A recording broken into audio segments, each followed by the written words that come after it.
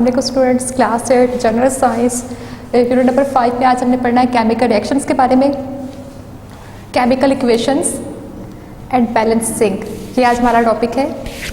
First of all बच्चों, chemical equation लिखते हुए सबसे पहले हम क्या लिखते हैं? सिंबल्स। सिंबल्स मतलब अगर ये सल्फर है फॉर एग्जांपल, आपने सिर्फ इसको ये नहीं लिख देना सल्फर और ये ऑक्सीजन, पूरे स्पेलिंग नहीं लिखने और ना इधर लिखना है सल्फर डाइऑक्साइड। आप इसके सिंबल्स लिखोगे।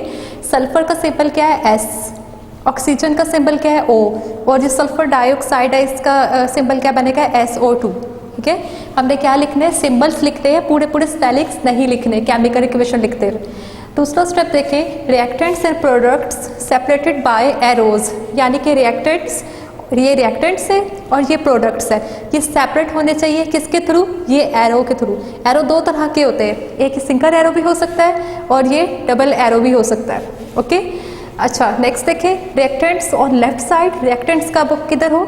इस वाली साइड्स पे। जो रिएक्ट करते हैं उसको रिएक्टेंट्स कहते हैं, जो रिएक्शन के बाद जो हमें चीज़ मिलती है उसको कहते हैं product. Okay, reactants left side पे होने चाहिए और प्रोडक्ट्स किधर होने चाहिए? राइट साइड पे होने चाहिए। ओके, तो फर्स्ट ऑफ ऑल सिंबल्स है, सेकेंड है reactant and products separated by arrows, third है हमारे पास reactants on left side, products on the right side. अच्छा देखिए फिजिकल स्टेट्स। अच्छा बच्चों, यहाँ पे एलिमेंट्स के साथ स्मॉल सी ब्रैकेट पे लिखा होता है एस, जी और कभी कभी एल भी लिखा होता है और कभी कभी AQ भी लिखा होता है। इसका मतलब होता है ये फिजिकल स्टेट्स को शो कर रहे होते हैं। अगर किसी के साथ स्मॉल s लिखा हो तो इसका मतलब वो चीज़ सॉलिड फॉर्म में है, उसकी फिजिकल स्टेट्स।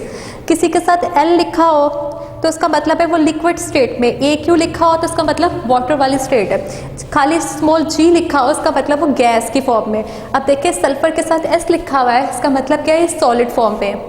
ऑक्सीजन के साथ G लिखा है, इसका मतलब है गैस की फॉर्म में है। SO2 के साथ G लिखा हुआ है, इसका मतलब है ये भी गैस की फॉर्म में है। नेक्स्ट देखें एग्जाम्पल, ये जिंक के साथ S लिखा हुआ है, इसका मतलब ये सॉलिड फॉर्म में है। AQ लिखा हुआ है H2SO4 के साथ, सल्फ्यूरिक एसिड के साथ, इसका मतलब ये एक्वस फॉर्म में, पानी वाले फॉर्म में। एक्वस मतलब पानी। जिंक सल्फेट में एक एक्वस फॉर्म में और G हाइड्रोजन भी गैस के फॉर्म में। अब क्या होगा? ये जिंक रिएक्ट करेगा SO4 के साथ तो क्या बनाएगा? जिंक सल्फेट और पीछे रह जाएगी हाइड्रोजन, इसको हम सेपरेट ऐसे लिख लेंगे। अच्छा, जब हम बैलेंस करके रखते हैं केमिकल इक्वेशंस को बच्चों, तो हम पहले देखते हैं numbers of atoms of reactants, यानी कि रिएक्टेंट्स के नंबर और प्रोडक्ट के नंबर सेम हो, नंबर ऑफ एटम्स सेम हो। फॉर एग्जांपल यहाँ देखें हाइड्रोजन कितने रिएक्टेंट्स में? 1 2 हाइड्रोजन है तो यहाँ भी 2 होने चाहिए, 2 हाइड्रोजन है, इसका मतलब क्या है? ये बैलेंस है। अब क्लोरीन देखें, 1 क्लोरीन है, यहाँ भी 1 क्लोरीन है, इसका मतलब क्लोरीन भी बैलेंस है। सोडियम यहाँ 1 है, यहाँ भी 1 है, इसका मतलब सोडियम भी बैलेंस है।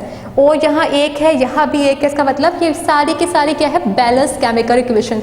अब मैं आपको सिखाती हूँ कि जो कोई इक्वेशन आपके पास हो वो अनबैलेंस है, उसको बैलेंस किस तरह से करते हैं।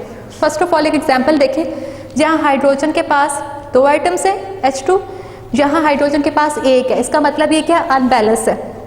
यहाँ क्लोरीन के पास 2 है हमारे पास एटम्स, यहाँ क्लोरीन के पास 1 है, इसका मतलब ये क्या? अनबैलेंस है। अब देखिए इसके rules. First of all right the unbalance equation. सबसे पहले आप अनबैलेंस इक्वेशन को लिखोगे, उसके बाद आप काउंट करोगे क्या? नंबर ऑफ एटम्स को काउंट करोगे, उसके बाद आप मल्टीप्लाई करोगे किसके साथ? कोई सुटेबल नंबर के साथ। फोर्थ वन इज आप क्या करोगे? इस चीज़ को रिपीट करोगे। अब एक एग्जाम्पल देखते हैं, नाइट्रोजन है, हाइड्रोजन आपस में मिलेंगे तो क्या बन रहा है? अमोनिया बन रहा है। अभी तो देखें, यहाँ हम रिएक्टेंट लिखे, यहाँ प्रोडक्ट और यहाँ बैलेंस इक्वेशन किसके? ये वाली इक्वेशन के बारे में डिस्कस कर रहे हैं। अब यहाँ देखें 2 रिएक्टेंट में नाइट्रोजन कितने हैं? 2 नाइट्रोजन है और यहाँ पे कितना है? 1 नाइट्रोजन। तो ये क्या हो गया? ये अनबैलेंस हो गया। यहाँ 2 रिएक्टेंट में 2 नाइट्रोजन है और इधर कितना है? 1 है, तो इसका मतलब ये क्या? अनबैलेंस हो गया। अब हाइड्रोजन देखें, यहाँ पे 2 हाइड्रोजन है और यहाँ पे 3 हाइड्रोजन है, इसका मतलब ये भी अनबैलेंस इक्वेशन है। अब इसको बैलेंस करने के लिए हम क्या करेंगे? इसको मल्टीप्लाई करेंगे सुटेबल इंटीजर्स के साथ, मतलब किसी नंबर्स के साथ इसको मल्टीप्लाई करेंगे। हम इक्वेशन दोबारा लिखेंगे N2 + H2 2NH3। अगर हम इसको बैलेंस करके देखते हैं, अगर हम इसके साथ 2 लगा दें तो देखते हैं बैलेंस होता है नहीं। अब 2 लगाने से अब नाइट्रोजन के पास 2 रिएक्टेंट्स है, अब प्रोडक्ट्स के पास कितने हैं? दो नाइट्रोजन। इसका मतलब नाइट्रोजन इस तरीके से बैलेंस हो चुकी है।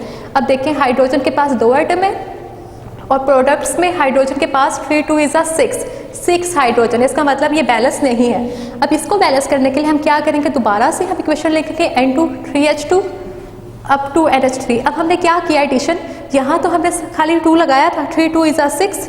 अगर हम यहाँ पे भी 3 लगा देंगे तो 3 2 इज़ 6 हो जाएगा। तो ये इक्वेशन कैसे होगी, बैलेंस हो जाएगी। अब देखें नाइट्रोजन 2, यहाँ भी नाइट्रोजन कितने 2, ये बैलेंस हो गई। अब देखें हाइड्रोजन 3 2 इज़ 6 और 3 2 इज़ 6। अब यहाँ पे क्या हो गया, हाइड्रोजन भी बैलेंस हो गए। तो ये तरीका था बैलेंस करने का किसी इक्वेशन को। नेक्स्ट करेंगे न्यू लेक्चर, तब तक के लिए अल्लाह हाफ़िज़।